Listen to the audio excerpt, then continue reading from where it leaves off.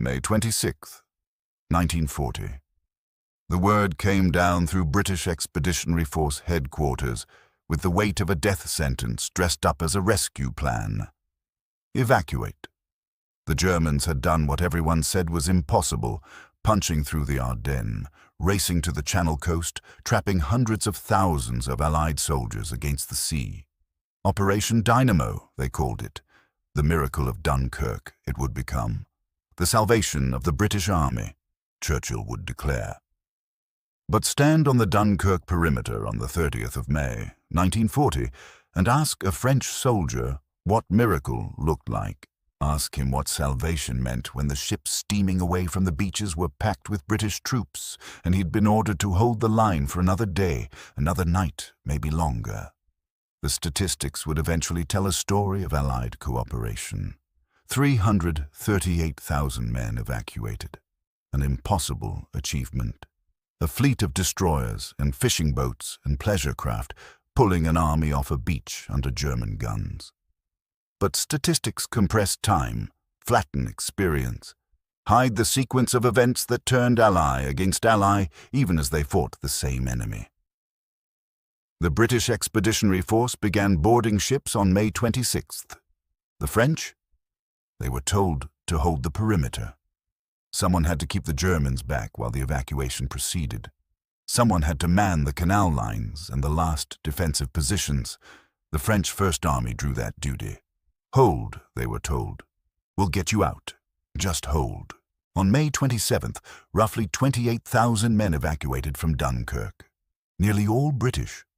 On May 28th, another 17,000. British. The French soldiers of the First Army, dug in at the Berg's Furn Canal line, watched the columns of British troops moving toward the beaches. They watched and they held their positions and they waited for their turn. General René Altmaier commanded the French Fifth Corps. His men formed part of the defensive perimeter. They could hear the ships' horns in the harbor. They could see the smoke from the burning oil tanks that hung over the town like a funeral shroud. And they held. May 29th, the evacuation accelerated. 47,000 British troops made it off the beaches. 13,000 French. The ratio spoke louder than any order, clearer than any promise. General Marie-Benoît Léon Fagalde commanded the French 16th Corps, responsible for defending the western sector of the perimeter. His men were exhausted, low on ammunition, fighting a German army that grew stronger by the hour as more divisions arrived to tighten the noose. British units pulled back through French positions, heading for the coast. The French stayed. Fagalde's troops could see the British lines thinning. They could see the gaps opening, and still they held. In London, Winston Churchill was receiving reports that made the political situation as dangerous as the military one. The French government was asking pointed questions. Why were British troops evacuating first? Where was the arm-in-arm evacuation Churchill had promised? Paul Reynaud, the French premier, wasn't accepting vague assurances anymore. The alliance was fracturing under the weight of defeat, and if France felt abandoned, if French soldiers died holding a perimeter so British soldiers could escape, the political consequences could be catastrophic. On May 29th, Churchill sent new orders to Admiral Bertram Ramsay, the architect of Operation Dynamo, evacuate equal numbers of French and British troops. The order was clear. The implementation was not. The British Expeditionary Force was already streaming toward the beaches in organized units with clear embarkation plans. The French were scattered across the perimeter, holding positions they couldn't abandon without collapsing the defense. French soldiers began receiving confusing, contradictory orders. Some units were told to pull back to the beaches. Others were told to hold for another 12 hours. Still others received no orders at all, just watched British units march past them toward evacuation while they stayed in their foxholes, wondering when their turn would come. May 30th, 54,000 British troops evacuated, 8,000 French. The numbers weren't matching Churchill's promise. The reasons were complicated, tangled in the chaos of a collapsing military situation. British units had better organization, better communication with the beach masters coordinating the evacuation. French units were spread thin across the perimeter, many out of radio contact with their own headquarters. Language barriers complicated coordination with British naval officers. And beneath all the practical difficulties lay a simple, ugly truth. The British were prioritizing their own. Admiral Jean Abrial commanded all French forces in the Dunkirk pocket. He operated from a bunker in Bastion 32, a fortification beneath Dunkirk's ramparts. Abrial was watching an evacuation that looked increasingly like a British withdrawal covered by a French rearguard. He protested to London, to Paris, to anyone who would listen. His men were dying to buy time for an evacuation that seemed to be leaving them behind. On May 31st, Churchill himself arrived in Paris for a meeting of the Allied Supreme War Council. He made a promise, speaking in his fractured French, that would be remembered with bitterness in the years to come. Quote, Arthur. Arm in arm, the British and French would leave Dunkirk together as brothers in arms. The promise sounded fine in a Paris conference room. On the Dunkirk beaches, it collided with reality. May 31st, 68,000 British troops evacuated, 15,000 French. The British Expeditionary Force was nearly off the beaches now. Lord Gort, commanding the BEF, had been ordered back to England on May 30th. The British rearguard was preparing to make its own withdrawal. And the French? The French were still holding the perimeter. Lieutenant Jean-Marie Durand of the 12th Infantry Regiment kept a diary that survived the war. His entry for June 1st, 1940, was brief. Durand's regiment held positions near Berge, on the southern edge of the perimeter. They'd been fighting for 6 days with minimal sleep, dwindling ammunition, and no clear sense of when their ordeal would end. British units had passed through their positions the day before, heading north toward the beaches. Durand watched them go. No one told him his regiment would be next. No one told him anything. June first marked a shift. 64,000 men evacuated that day, and for the first time, the majority were French.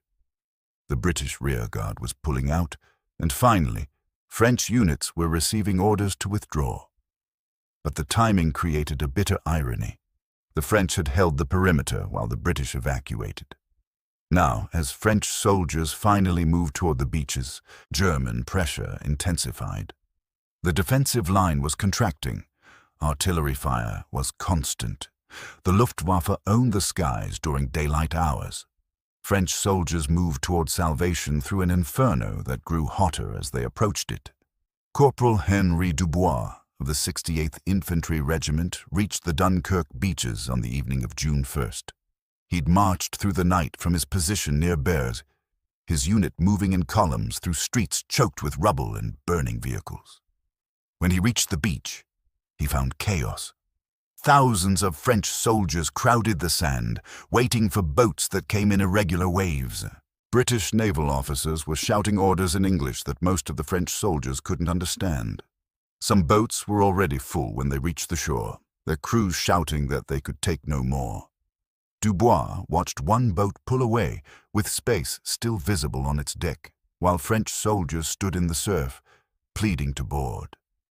He didn't write down what he said in that moment, but he remembered the feeling for the rest of his life, the feeling of being expendable. The numbers from June 1st and 2nd tell a story of an evacuation finally including the French in force. But numbers don't capture the experience of arriving at a beach after days of fighting, exhausted and hungry and terrified, only to find confusion and chaos and the sense that you're an afterthought in someone else's rescue operation. French soldiers had been promised arm-in-arm evacuation. What they experienced was being held back while their allies left first, then rushed forward when the situation became desperate. Admiral Abrial remained in his bunker, coordinating the defense and evacuation until the last possible moment. On June 2nd, he received a message from London. The British rearguard would evacuate that night. The final British ships would leave Dunkirk. The French would have to arrange their own continued evacuation. Abrial was furious. The promise of arm-in-arm evacuation was being abandoned, with thousands of French soldiers still on the beaches and thousands more still holding the contracting perimeter. He protested. He demanded the British continue supporting the evacuation. He was told the decision was final. June 3rd. The British were gone.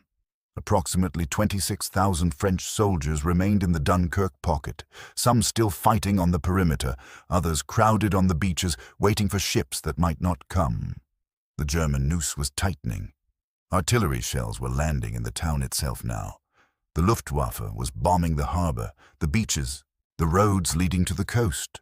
And the French soldiers who'd spent the last week buying time for the British Expeditionary Force to escape were now facing the possibility that they'd bought that time with their own freedom. Some ships did return. French and British vessels, smaller craft, fishing boats, made trips back to Dunkirk on June 3rd and into the early hours of June 4th. They pulled off thousands more French soldiers, men who'd held the line until the line couldn't be held anymore. But approximately 30,000 to 40,000 French soldiers never made it off the beaches. They were captured when the perimeter finally collapsed on June 4th. They'd fought to cover an evacuation that left them behind. Private Claude Moreau of the 21st Infantry Regiment was among those captured. Years later, after the war, after 5 years in German prisoner-of-war camps, he was asked about Dunkirk. His answer was simple. We were told to hold so the British could evacuate. We held, they evacuated. We were captured. That is what happened. No bitterness in his voice when he said it, just a statement of fact. The facts were bitter enough. The total count, when Operation Dynamo officially ended, showed 139,000 French soldiers evacuated. A significant number, proof that the evacuation wasn't purely a British operation. But the timing of those evacuations told a different story. The majority of French soldiers came off the beaches in the final 3 days, after most of the British were already safe in England. And those 139,000 French soldiers who did escape faced an additional indignity. Many were immediately returned to France. Britain needed them to continue the fight. France needed every soldier it could get for the desperate defense still ongoing south of the Somme. So thousands of French soldiers who'd fought their way to the beaches, who'd survived the chaos of the evacuation, who'd made it to England, were put back on ships and sent back to France within days. They'd been evacuated from one battlefield, only to be returned to another. The resentment this created was profound. French soldiers felt they'd been used as a rearguard for a British retreat, then discarded once they were no longer useful. The French public, learning the details of the evacuation through newspapers and returning soldiers' accounts, grew increasingly bitter toward Britain. The phrase, quote 4, an old French insult for Britain, came back into common usage when France signed an armistice with Germany on June 22, 1940. The resentment toward Britain was a factor in how many French people viewed the defeat. The British had saved their army. France's army was destroyed or captured. The British had Churchill's, quote, 5. France had defeat. This resentment had consequences. When the Vichy government was established in unoccupied France, its propaganda emphasized British betrayal. Dunkirk became a symbol of Allied disunity, proof that Britain couldn't be trusted. Justification for France going its own way rather than continuing the fight from North Africa. The Germans, of course, amplified this message. Their propaganda portrayed Dunkirk as Britain abandoning its ally to save itself. And while that wasn't the complete truth, it was close enough to the truth that it resonated. General Charles de Gaulle, organizing Free French forces in London, had to contend with this resentment. French soldiers and sailors who considered joining de Gaulle had to weigh their desire to continue fighting against their anger at how Britain had conducted the Dunkirk evacuation. Some chose to return to France rather than serve alongside the British. The alliance had been damaged at the moment of its greatest crisis. The British perspective was different, naturally. From London's view, Operation Dynamo was a desperate improvisation that saved far more men than anyone thought possible. The evacuation of 139,000 French soldiers was a significant achievement under impossible circumstances. The prioritization of British troops in the early days was, from this perspective, a practical necessity. The BEF had better organization, better communication, and was closer to the beaches. Once the system was established, French soldiers were evacuated in large numbers. Churchill had kept his promise of arm-in-arm evacuation, even if the implementation was imperfect. But perspective is shaped by position. British soldiers went home to a country that celebrated their survival. French soldiers went to prisoner-of-war camps, or back to a losing battle in France, or to the bitter experience of occupation. The same event, experienced from different positions, created different memories. For Britain, Dunkirk was a miracle, a moment of national unity, a demonstration of courage under fire. For France, Dunkirk was a betrayal, a symbol of abandonment, a wound that wouldn't heal. The tactical reality of the evacuation was more complex than either national narrative admitted. The British did prioritize their own troops initially. Churchill did order equal evacuation, but that order came late and was imperfectly implemented. French soldiers did hold the perimeter, while British soldiers evacuated first, but French soldiers were evacuated in large numbers once the system was established. The problem was timing and sequence. The British got out first, the French got out last, or didn't get out at all. Communication failures made everything worse. French and British commanders weren't coordinating effectively. Orders were confused, contradictory, or never arrived at all. French soldiers didn't know when they were supposed to withdraw. British naval officers didn't know how to communicate with French troops. The chaos of a collapsing military situation was compounded by language barriers and national command structures that didn't mesh smoothly, even in the best circumstances. And beneath all the practical difficulties lay a truth that neither side wanted to fully acknowledge. When survival is at stake, nations prioritize their own. Britain needed its army for the defense of the home islands. France needed its army too, but France was already losing. The calculation, never explicitly stated but evident in the actions taken, was that British troops were more valuable to the Allied cause because Britain could continue fighting. French troops were being evacuated into a defeat that was already inevitable.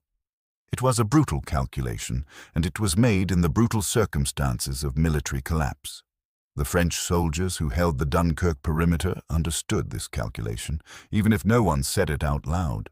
They understood it when they watched British units march past them toward the beaches. They understood it when they finally received orders to withdraw and found the evacuation system overwhelmed and chaotic. They understood it when they were captured because the ships ran out, or the time ran out, or the orders never came. Understanding didn't make it easier to accept. After the war, historians would debate the Dunkirk evacuation endlessly. Was it a miracle or a disaster? A brilliant improvisation or a humiliating retreat? The answer depended on which army you were in and whether you made it off the beach. For the British Expeditionary Force, it was salvation. For the French First Army, it was something more complicated, something that mixed survival and abandonment in proportions that varied depending on when your unit received orders to withdraw. The soldiers themselves, in the years after the war, often expressed views more nuanced than their government's propaganda. British veterans acknowledged that French troops had held the line while they evacuated. French veterans acknowledged that the evacuation was chaotic and that some prioritization was inevitable. But the resentment remained, buried under layers of post-war reconciliation and NATO alliance and European unity. The men who'd been there remembered what it felt like to be on that beach, watching ships leave, wondering if your turn would come. Lieutenant Durand, whose diary recorded the moment when he realized the British were gone, survived the war. He was captured on June 4th, spent 5 years in a prison camp in Poland, and returned to France in 1945 weighing 40 kilograms less than when he'd been captured. In 1963, he was interviewed for a French television documentary about Dunkirk. The interviewer asked him if he felt the British had abandoned the French. Durand was quiet for a long moment. Then he said, "They saved their army. We held the line so they could save their army. That is what happened. Whether that was right or wrong, I'm not a general or a politician. I was a lieutenant. I did what I was ordered to do. So did the British soldiers. We were all trying to survive." That answer, more than any statistic or official history, captures the reality of Dunkirk from the French perspective. Not a simple story of betrayal, but not a story of perfect Allied cooperation either. A story of men following orders in a desperate situation, of survival prioritized along national lines, of promises made in conference rooms that broke down on beaches under German fire. The British called it a miracle. The French called it something else. Both were right. The final ships left Dunkirk harbor in the early morning hours of June 4, 1940. The German army entered the town later that day, capturing the French soldiers still defending the ruins. Operation Dynamo was over. 338,000 men had been evacuated, a number that exceeded even the most optimistic predictions. The British Expeditionary Force had been saved to fight another day, but the cost of that salvation was paid in part by French soldiers who held the line, who waited their turn, who were captured when their turn never came. They were the rear guard in someone else's retreat, the price paid for someone else's miracle. History would remember Dunkirk as a triumph. The French soldiers who were left behind remembered it differently. Both memories are true. Both memories matter. That is what Dunkirk was. A miracle and an abandonment, depending on which beach you stood on and which ship you boarded, if you boarded one at all.